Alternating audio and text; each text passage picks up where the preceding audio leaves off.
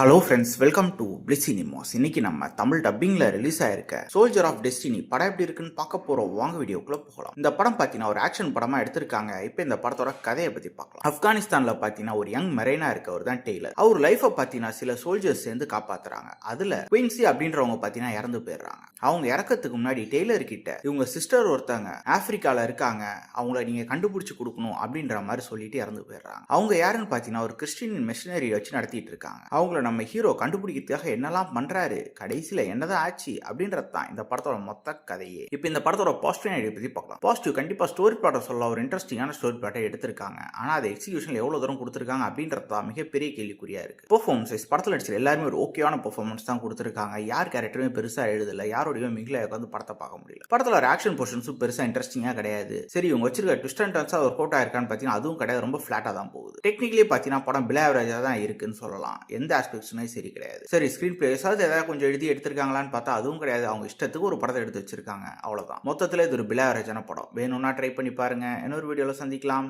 Thank you.